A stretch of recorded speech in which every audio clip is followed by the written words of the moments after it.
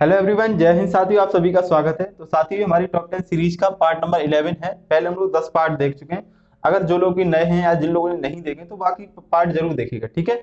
इस पार्ट का पहला क्वेश्चन ये है आपके सामने, ध्यान से देखिए। यदि x square plus y square equal to 1, तो 1 plus x plus iota y upon में 1 plus x minus iota y किसके बराबर होगा। ये चार ऑप्शन दिए गए आपके, ठीक है। तो देखो, अगर आपको ये कंडीशन के बारे में पता है तो इसको हम लोग लिख सकते हैं एक्स प्लस आयोटा वाई और एक्स माइनस आयोटा वाई। अगर इनका मल्टीप्लाई कराएंगे तो x square plus y square ही निकलेगा, और किसके बराबर ही है, 1 के बराबर। बस ये पता है तो आपका सॉल्व हो जाएगा। अब देखो, इसको यहाँ पे लाओ, इस 1 की जगह हम ये लिख सकते हैं क्योंकि ये 1 के बराबर है। तो x plus iota y x minus iota y इस 1 की जगह हमने लिख दिया, प्लस ये एक्स प्लस आयोटा वाई ऐसे ही रखो। नीचे में कुछ भी नहीं करना है, ऐसे ही रखना है, ठीक है। अब देखो ध्यान से, इसमें और इसमें ये दोनों में ये चीज कॉमन आ रही है कि नहीं आ रही। तो x plus iota y common निकाल लिया आपने। यहाँ पे तो 1 बचा, क्या बचा 1, और यहाँ पे बचा प्लस एक्स माइनस का आयोटा वाई। नीचे क्या लिखा है, 1 प्लस एक्स माइनस का आयोटा वाई। अब देखो, ऐसा करने पे कैंसिल हो गया, सेम हो गया ना, कैंसिल हो गया। तो बचा क्या, एक्स प्लस आयोटा वाई। और यही आपका आंसर हो जाएगा, यही आपका आंसर हो जाएगा। कौन सा ऑप्शन है, बी ऑप्शन करेक्ट आंसर होगा। तो ये वैल्यू आपको याद होनी चाहिए, ठीक है। मल्टीप्लाई होकर x square plus y square बनाती है, ठीक है। समझ आ गया। चलिए अगला क्वेश्चन। क्वेश्चन नंबर 2 है, ध्यान दीजिए। 45x माइनस 49 की होल पावर 4 के प्रसार में सभी गुणांकों का योग क्या है। सभी गुणांकों का योग पूछ रहा है आपसे। ऐसे क्वेश्चन बहुत आ रहे हैं, हमने पहले भी देख चुके हैं। जब भी आपसे सभी गुणांक का योग पूछे तो आप जो वेरिएबल दिएगा उनको 1 1 मान लेते हैं। इसमें x है तो x को 1 मान लो, यहाँ पे x की जगह पर रखेंगे तो ये खत्म हो जाएगा। तो बचेगा 45 माइनस 49 माइनस 4 की पावर 4। अब देखो, माइनस की पावर पहले तो ये सम संख्या है तो प्लस हो जाएगा, और 4 की पावर 4 क्या होता है, 256। 256 आंसर हो जाएगा, बी आंसर करेक्ट आंसर होगा, ठीक है। जब भी आपसे सम ऑफ ऑल कोफिशिएंट पूछे तो आप क्या करेंगे कि जितने वेरिएबल दिए उन सबको 1 1 मान लेंगे। एक्स वाई जेड जो भी है उसमें उसको 1 1 मान लेंगे, ठीक है। आपका आंसर बहुत जल्दी आ जाएगा, ठीक। समझ आ गया। चलिए अगला क्वेश्चन।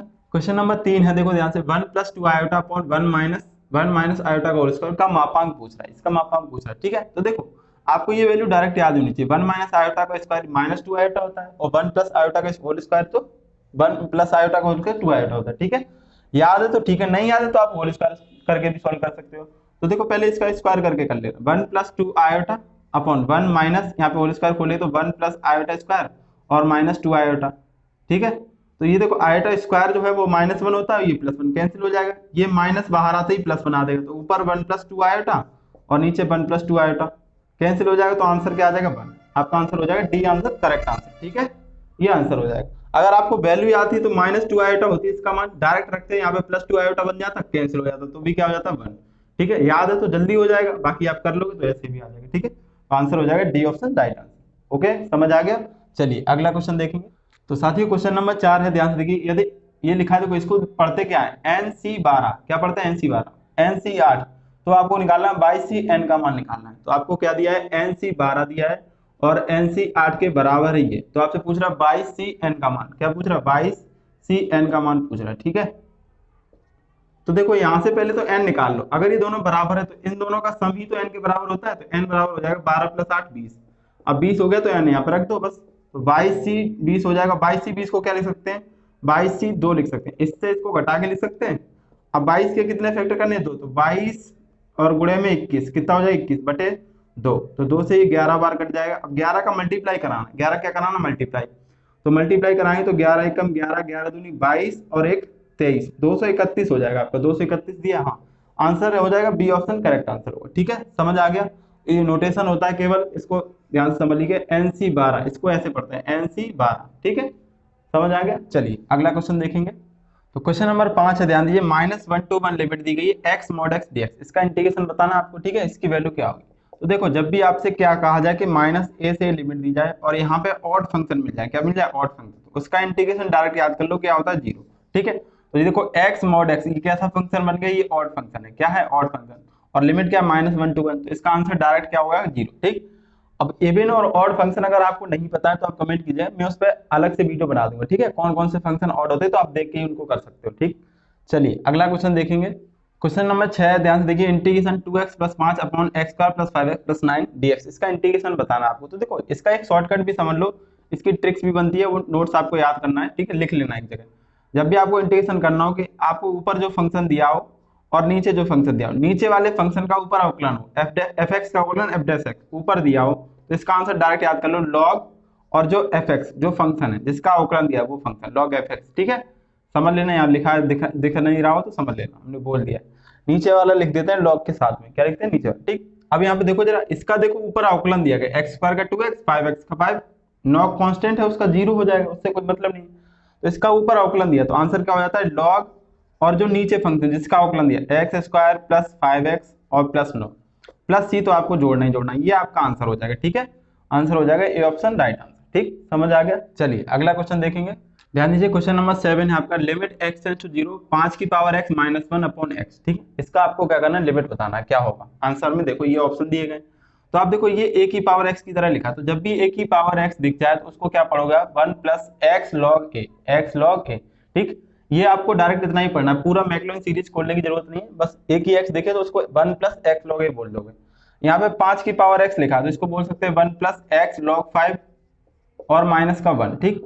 बटे में क्या है x, लिमिट तो x टेंड टू 0 है ही है। अब देखो ये प्लस 1 माइनस 1 कैंसिल हो जाएगा, यहाँ x से x कैंसिल, लॉग 5 बचा।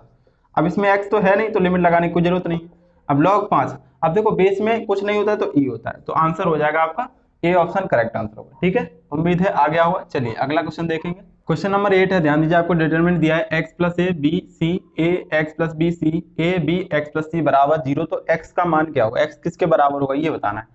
तो देखो आपको डिटरमिनेंट मैंने बताया, जब भी आपको साइक्लिक यानी क्या हो, चक्री पद देखें, चक्री का मतलब ए बी सी वही देखो आ रहा है बार बार, तो ऐसा करने पे क्या करेंगे, C1 के स्थान पे C1 plus C2 plus C3 सबको एक जगह जोड़ देते हैं। तो इन सबको एक जगह जोड़ोगे तो देखो यहाँ पे क्या बनेगा, x plus a plus b plus c, ऐसे ही x plus a b plus b plus c, ऐसे x plus a plus b plus c, C1 की जगह यही बनेगा तो उसको बाहर निकाल लो, x plus a plus b plus c. अब यहाँ पे 1 1 1 बचेगा, यहाँ b x प्लस बी और ये b c और x प्लस सी, ठीक है, बराबर किसके दिया, 0 के। तो ये दोनों पार्ट 0 के बराबर, तो एक बार इसको 0 मान लोगे और एक बार क्या हो जाएगा, इसको 0 मान लोगे। तो यहाँ से इसको अगर 0 मानो, x plus a plus b plus c बराबर 0, तो x का मान क्या हो उधर जाएंगे तो माइनस के हो जाएंगे, तो माइनस का a प्लस बी प्लस सी, ठीक है। और एक मान याद रखना, x बराबर इसमें क्या होता है 0, जब यहाँ पे मल्टीप्लाई कराओगे इसको सॉल्व करोगे वहां से एक मान क्या आता है 0, तो 0 और ये 2 मान दिए गए तो आंसर हो जाएगा आपका डी आंसर, ठीक है। सॉल्व करके देखोगे तो यही आएगा, हमेशा याद रखना आपको क्या करना, एक बार इसको 0 मानते हैं एक बार इसको 0 मानते हैं, ठीक। समझ आ गया। चलिए अगला क्वेश्चन देखेंगे। तो ध्यान दीजिए क्वेश्चन नंबर 9 आपका, इंटीग्रेशन दिया है dx upon cos x square cot inverse x। तो देखो जब भी हमने कहा इनवर्स का फंक्शन दिखे आपको तो उसको थीटा मान लिया करो, तो ये लिखा है cos x square theta, cos x square theta बराबर हम लोग लिख सकते हैं 1 प्लस cot स्क्वायर थीटा। अब cot में इसलिए चेंज कर रहे हैं कि cot इनवर्स और cot कट जाएगा, तो ये हो जाएगा dx upon 1 plus cot square और ये cot इनवर्स x, थीटा कितना हमारा cot इनवर्स x, ठीक। अभी देखो dx बटे cot से cot कट गया तो 1 प्लस यहाँ पे स्क्वायर है तो ये x पे आ जाएगा x स्क्वायर, ये सीधे सीधे होता है आपका tan इनवर्स x का फॉर्मूला है, tan इनवर्स x का, ठीक। सब में तो c जुड़ेगा तो c जोड़ लो आप, चाहे कुछ भी लिख दो, यहाँ पे जोड़ो ना जोड़ो, इंटीग्रेशन है तो जोड़ लो, ठीक है। अब देखो tan इनवर्स x यहाँ माइनस का है तो ये आंसर तो नहीं हो सकता है।